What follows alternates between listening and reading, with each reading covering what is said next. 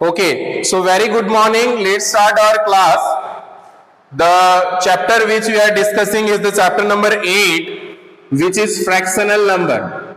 So chapter number 8, fractional number.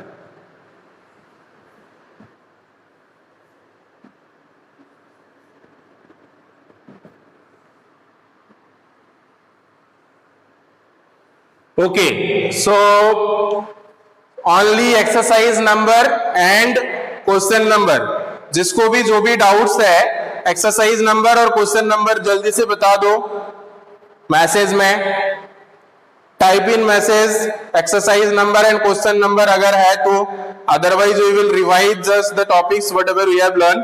Take out the chapter number 8 and go through all the exercises. अगर कोई भी exercises में okay I can see Rajalakshmi don't have any doubts. Okay, अगर नहीं है आपका कुछ भी डाउट्स तो इट्स गुड, आप सिर्फ बता दो कि you don't have any doubts, और अगर है तो पूछो. ठीक है, यहां पे तब तक हम एक क्वेश्चन डिस्कस कर रहे हैं. The question is related to the equivalent fraction. It is asking find the equivalent fraction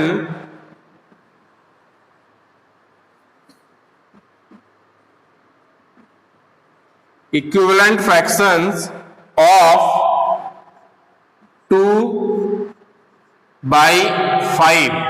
आपको find the equivalent fractions, find the equivalent, how many, 5 और 4, आप 4 और 5 लिख सकते हो. चलिए find 5 लिख लो यहाँ पे. find 5 equivalent fractions of 2/5. जल्दी से इसका 5 equivalent fractions बताओ क्या होगा.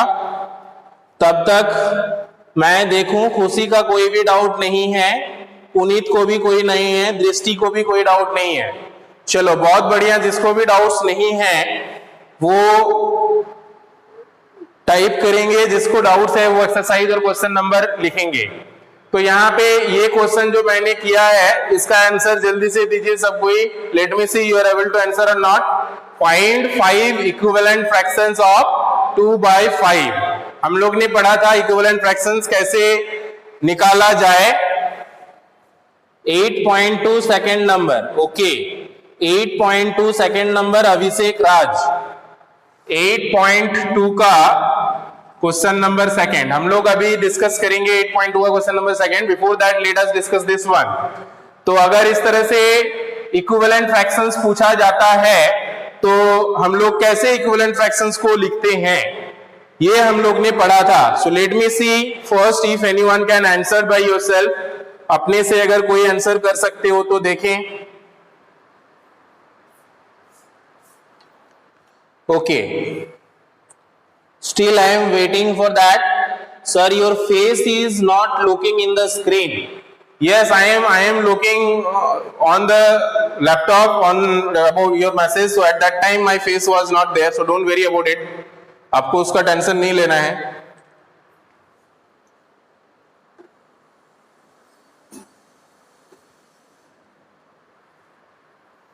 ओके, अभी दिख जाएगा. हाँ, show equivalent fractions you have to write 2/5 का. तो सबसे पहला इक्विवेलेंट फ्रैक्शंस लिखने के लिए हम लोग क्या करेंगे, मल्टीप्लाई करेंगे 2 से. So in the numerator also and in the denominator also. So 2 2 are 4 divided by 5 2 are 10. उसी तरह से दूसरा इक्विवेलेंट फ्रैक्शंस लिखने के लिए सेम नंबर पे हम लोग 3 से मल्टीप्लाई करेंगे.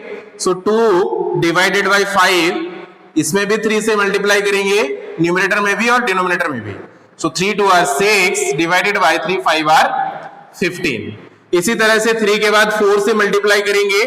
So 2 divided by 5 multiply 4 multiply 4. So 4 2 are 8 divided by 5 4 are 20. तो कितना हो गया 1 2 3 4 5 और 2 लिखना है. तो चलिए इधर लिखते हैं. So 2 divided by 5 है, हम लोग को अब मल्टीप्लाई करना है. 2 कर लिए, 3 कर लिए, 4 कर लिए, 5 से करते हैं 5. So 5 2 are 10 divided by 5 5 are 20. 5। इसी तरह से 2/5 में 6 से मल्टीप्लाई करना है। सो 6 2 आर 12 डिवाइडेड बाय 5 6 आर 30। सो 12/30। तो इस तरह से हमारा जो 5 इक्विवेलेंट फ्रैक्शंस होगा 2/5 का, वो होगा 4/10, फिर 6/15, 8/20, 10/25 एंड 12/30। तो इस तरह से इक्विवेलेंट फ्रैक्शंस हम लोग लिख सकते हैं। यहाँ पे लास्ट में आप आंसर में कंक्लूजन में लिख सकते हैं therefore 5 equivalent fractions of 2/5 are this. So यहाँ पे लिखते हैं 5 equivalent fractions of 2/5 are 4/10, 4 divided by 10, then 6/15, so 6/15, then 8/20, so 8/20, and then 6/15 हो गया, 4/10 हो गया, 1 2 3 4, 10/25 एंड 12/30। तो ये 5 इक्विवेलेंट फ्रैक्शंस हमने लिखा। तो इसी तरह से वेरी इजीली हम लोग कोई भी फ्रैक्शनल नंबर का इक्विवेलेंट फ्रैक्शंस निकाल सकते हैं, ठीक है, निकाल सकते हैं। तो इसके अलावा हम लोग अभी अभिषेक राज का क्वेश्चंस देखते हैं जो कि 8.2 second number. So 8.2 second number is asking about Which of the following pair are equivalent? तो यहां पे आपको चेक करना है कि कौन सा इक्विवेलेंट फ्रैक्शंस है। तो हम लोग ने इसको चेक करने के लिए एक प्रोसेस देखा था, पढ़ा था, जिसको बोलते हैं क्रॉस मल्टीप्लीकेशन। क्रॉस मल्टीप्लीकेशन करके अगर दोनों इक्वल आ जाता है तो हम लोग ये वेरीफाई करते हैं कि जो फ्रैक्शनल नंबर है वो दोनों इक्विवेलेंट है, और अगर इक्वल नहीं होता है तो हम लोग बोलते हैं ये इक्विवेलेंट नहीं है, ठीक है। तो exercise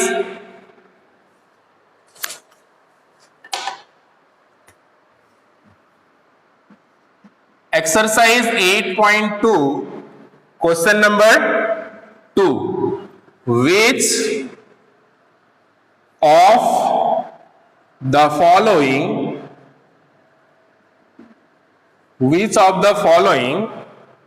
pairs are equivalent? So here some pairs of the number are given. You have to check these are which are equivalent and which are not. So 18/24, then second question is 11/12, 22/25। चलिए यही दो देखते हैं, उसके बाद बाकी आप लोग खुद से बना लोगे, ठीक है।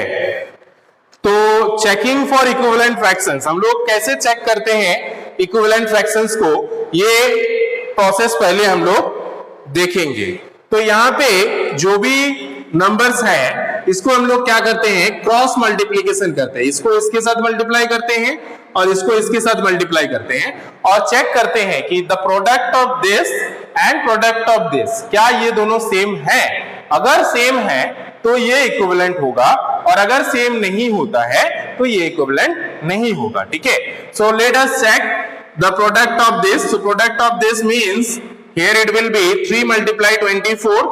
So 3 × 24 or 24 × 3, whatever you write, तो इजी होगा, 24 × 3 लिखते हैं।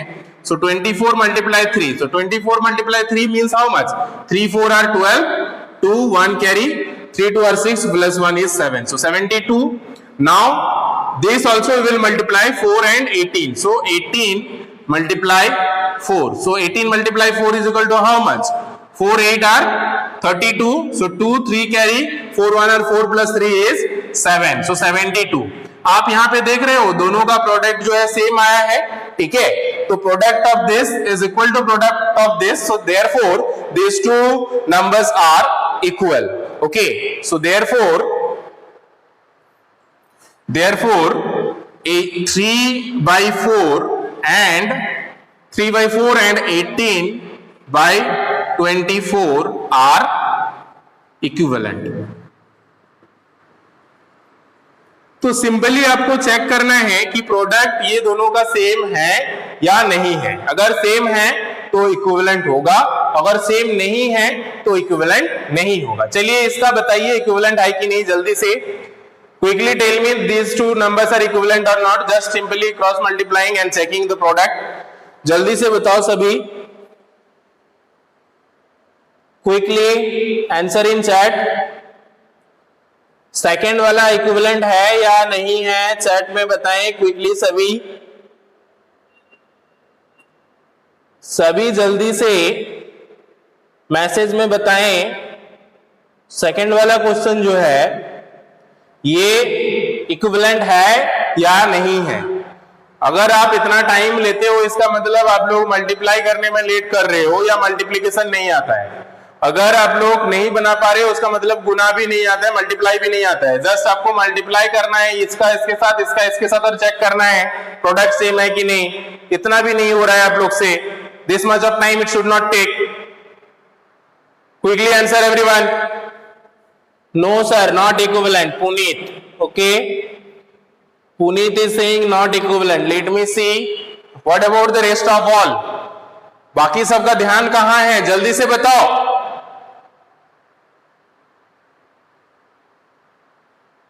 Quickly tell me.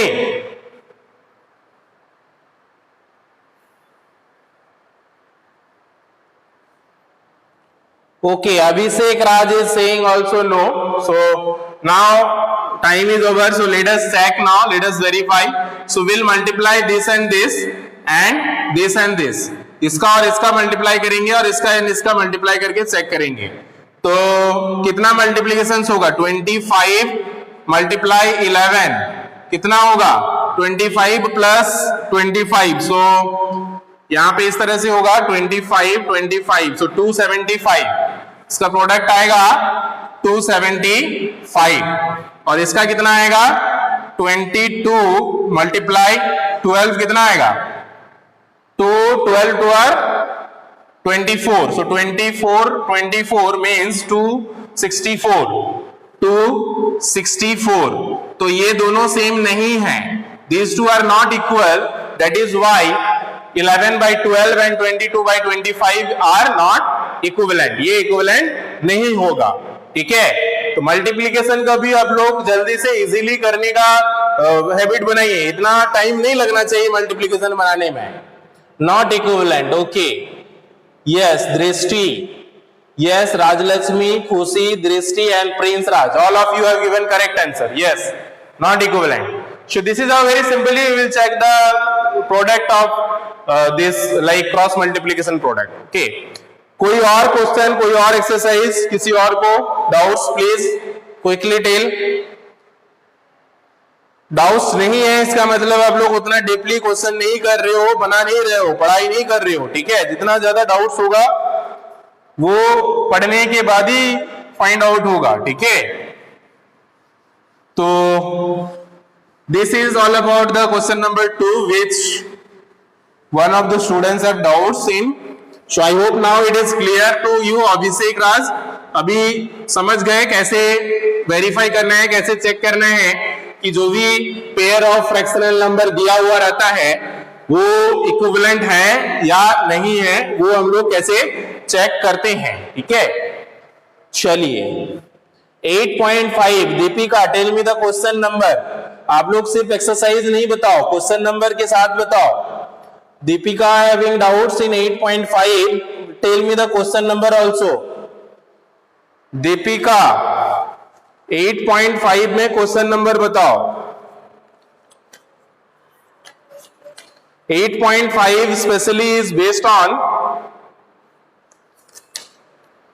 on the comparison of fractional number. So comparing of fractional number कल ही हमने समझाया है और कल का जो वीडियोस है वो भी हमने अपलोड कर दिया है. ठीक है. तो क्वेश्चन नंबर 2 है 8.5 का. चलिए डिस्कस करते हैं 8.5 question number 2. It is asking change the following having same denominators. Change the following having same denominators. तो आपको जो भी फ्रैक्शनल नंबर दिया हुआ है उसका डिनोमिनेटर को सेम करना है.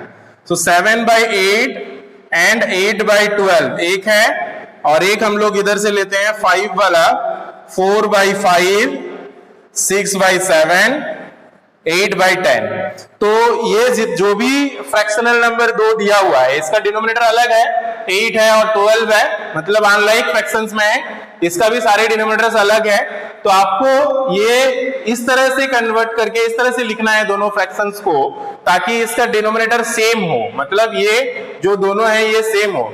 तो उसके लिए very simple steps which we should aware about, कि हम लोग का जो भी दो डिनोमिनेटर दिया हुआ है उसका एलसीएम लेना होता है. ठीक है, तो यहाँ पे 8 और 12 है, तो 8 और 12 का पहले हम लोग एलसीएम लेंगे. तो चलिए हम लोग यहाँ पे 8 और 12 का एलसीएम लेते हैं. सो 4 times 2 is equal to 8, 6 times 2 is equal to 12.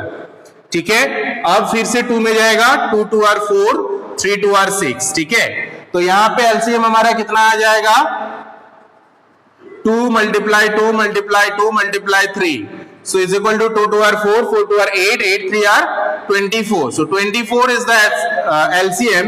तो अब इसका मतलब आपका ये दोनों डिनोमिनेटर जो है, ये दोनों डिनोमिनेटर को 24 करना है.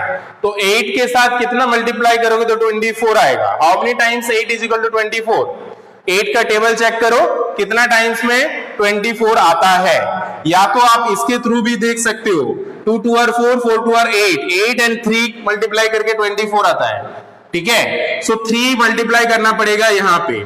तो अगर यहाँ पे 3 मल्टीप्लाई करते हो तो आपको इसके साथ भी 3 मल्टीप्लाई करना पड़ेगा.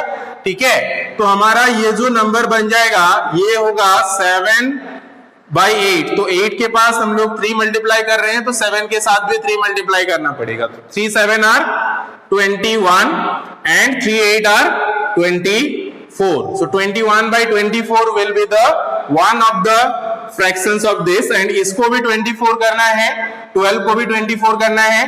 तो 12 के साथ हम लोग को कितना मल्टीप्लाई करने से 24 आएगा.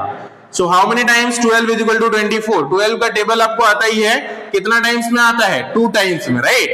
सो 2 टाइम्स में यहाँ पे 2 से मल्टीप्लाई करते हो तो यहाँ भी 2 से मल्टीप्लाई करेंगे हम लोग. सो 8 2 are 16 हो गया एंड 12 2 are 24. अब देखो ये जो दो फ्रैक्शनल नंबर हम लोग को मिला, ये दोनों का डिनोमिनेटर सेम है, इसका भी 24 है और इसका भी 24 है. ठीक है, तो इस तरह से हम लोग एलसीएम लेके कन्वर्ट कर सकते हैं. ठीक है, इसका एलसीएम क्या होगा बताओ जल्दी से. 5 7 and 10. What will be the LCM of 5 7 and 10? Quickly answer everyone, जल्दी से इसका एलसीएम बताएं सभी, जल्दी से इसका एलसीएम बताएं सभी. LCM of this 3 number 5 7 and 10. 5 7 and 10 का एलसीएम क्या होगा ये आपको बताना है.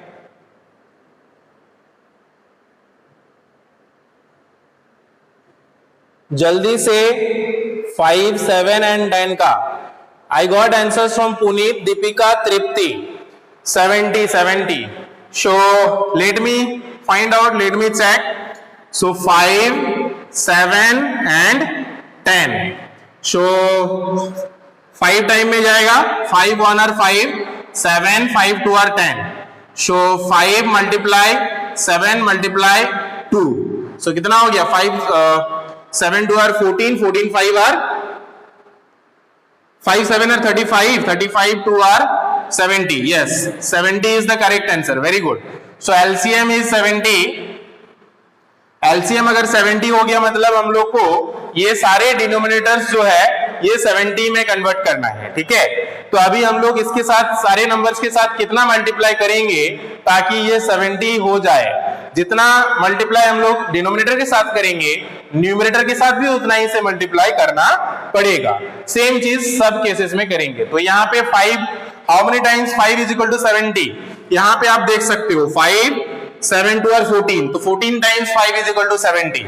तो अगर आप 14 यहाँ पे मल्टीप्लाई करते हो तो यहाँ भी 14 से मल्टीप्लाई करना पड़ेगा।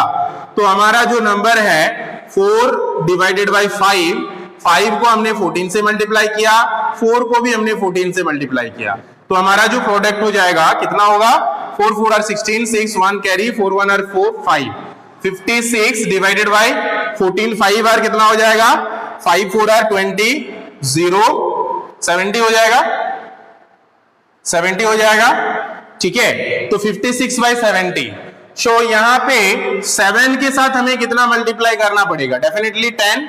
सो 10 अगर यहाँ मल्टीप्लाई करते हो तो यहाँ भी 10 मल्टीप्लाई करेंगे। सो 6 डिवाइडेड बाई 7 है 10, यहाँ भी 10, सो 10 6 और 60 डिवाइडेड बाई 70।